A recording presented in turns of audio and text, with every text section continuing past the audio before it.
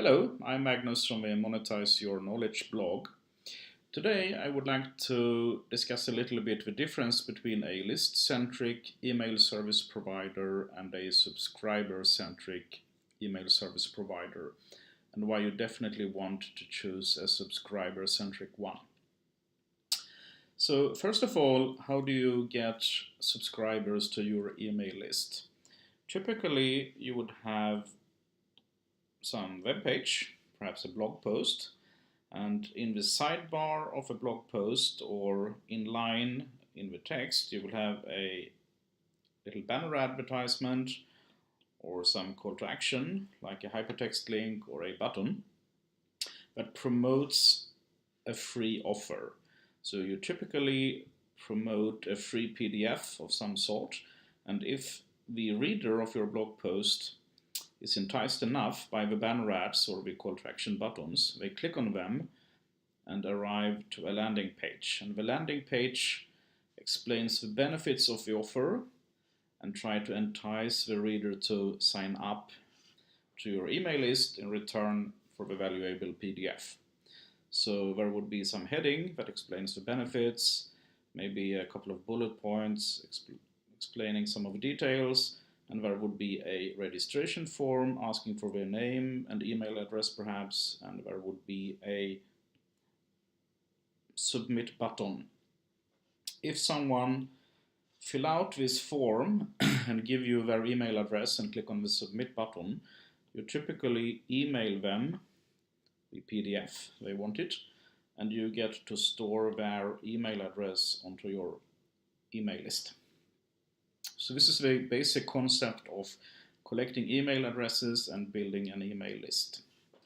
Now, if you have an email list, you want to send email to your subscribers, and you do that thanks to a service, an email service provider that you can use to send marketing emails. And there are two different types of email service providers, either the list-centric ones, such as MailChimp, or subscriber-centric ones, such as ConvertKit or ActiveCampaign, for example. And what is the difference? If, for example, we discuss the list-centric ones first, list-centric email service provider. If you just have one registration form, it doesn't really matter because all of the subscribers in that form ends up into the same email list.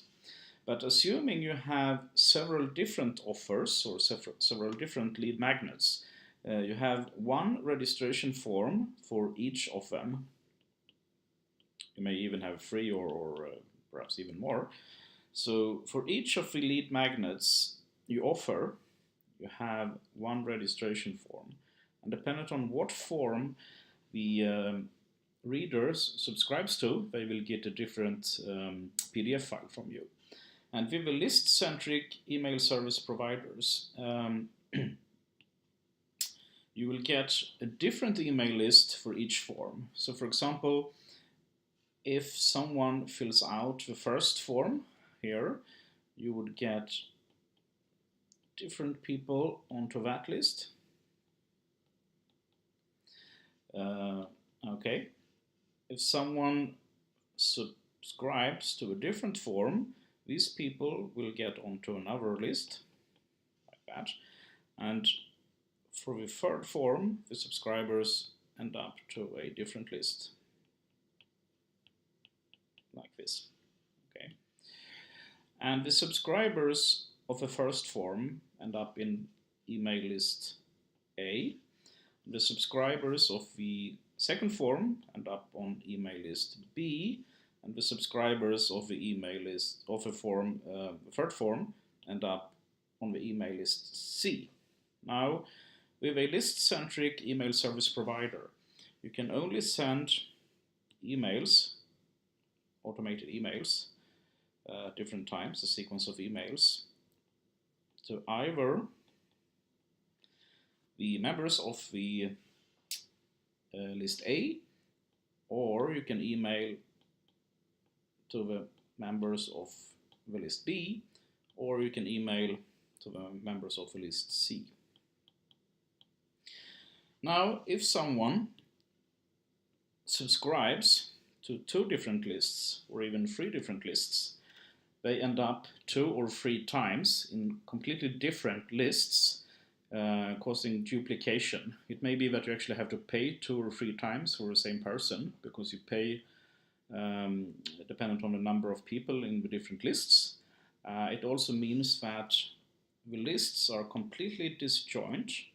When you send emails to the people on the email list C, you have no knowledge on whether or not that person or those persons are also members of the other lists. So you get completely isolated islands where you have perhaps several subscribers subscribing to several forms, meaning that they may, for example, end up with duplicates for your new weekly newsletter. So I would not recommend choosing an email service provider that is list-centric. Instead, I recommend you choose any email service provider which is subscriber-centric.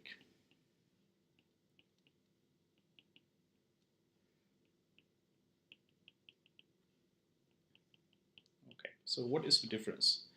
Now, assuming that we again have several different forms, each promoting a different lead magnet, so asking for the name and email address, each of them also having a submit button. It's now clear why I work with internet marketing and not in arts. So you have 3 different forms offering 3 different lead magnets. And in a subscriber-centric email service provider, all the subscribers in all the different forms end up in the same list.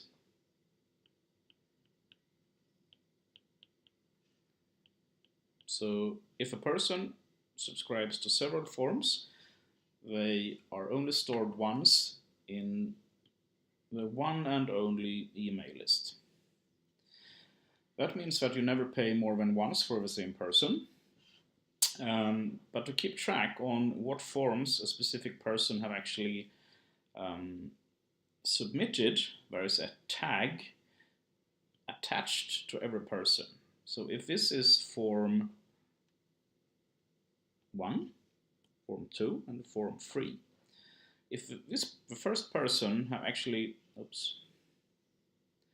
if the first person have actually submitted form 1 only, then we have a tag attached to this person. If the second person have filled in form 1 and 2, then this person have 2 tags attached to him or her. And the third person may be submitted form 3, so he has a tag for form 3, and the final person have actually filled in and submitted all the 3 forms.